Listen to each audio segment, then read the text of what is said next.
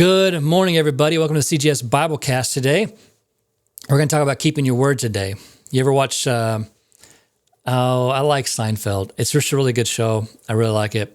But in sitcoms and movies, people often find themselves in tricky situations. Instead of telling the truth, they often resolve the issues by telling a web of lies and deception, almost like it's a game or something. George in Seinfeld was famous for this. He would get caught, he would try to impress a woman or something and tell a lie, stretch the truth a little bit, and maybe about his job or his status or the way some club he belonged to or something. And all of his friends would have to keep the ball in the air going and try to keep this lie moving down the road. And it was really funny, and the show was built off of these really, honestly, terrible people that lied and cheated to get ahead. It made for a funny TV show. But in life, when you lie, it's actually a really big deal. As believers, we are called to a much higher standard. James in the New Testament puts it plainly. He says, let your yes be yes and your no be no. In fact, swearing to do anything generally is discouraged because yes should be enough. You don't need to add anything to it. Let's read today. This is, I almost said Luke. This is Numbers chapter 30, verse 1 and 2. Oh yeah, you got to see it here. Here we go. Then Moses summoned the leaders of the tribes of Israel and told them, this is what the Lord has commanded. A man who makes a vow to the Lord, makes a pledge under oath, must never break it. He must do exactly what he said he would do.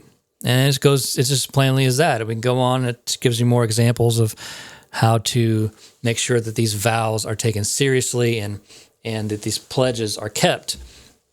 So, how good is your word? Is it enough to say, yes, I will do this, or no, I will not do this?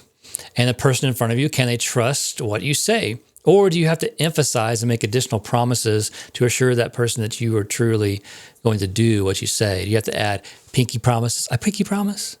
With your kids? Or do you have to make agreements and shake hands and deal with all this? You got to think like back when this was written, your word was everything.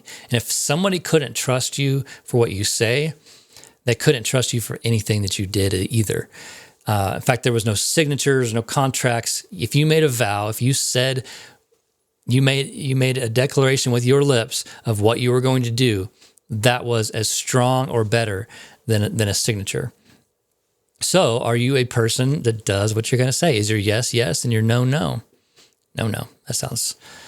I haven't said that in a long time. My kids are a lot older. But real life drama can't be resolved as quickly as TV shows and movies. At the end of an episode of Seinfeld, it all comes out and they laugh about it and it moves on or whatever, and we make fun of George. But in real life, it can be very serious if your vows are taken lightly. So when you make a vow, be sure to keep your word and follow through, because as a believer, you got to be able to stand on your word, because if you are doing it right, you are sharing the word of God. You are sharing truth. Can people trust what you're saying? And if you're repeating the word of God and you're living out the word of God in your life, it's got to mean something. All right. Be blessed. Have a good day. I hope this has challenged you to not make vows. You don't need vows. Just say what you're going to say, and it carries weight. Have a good day.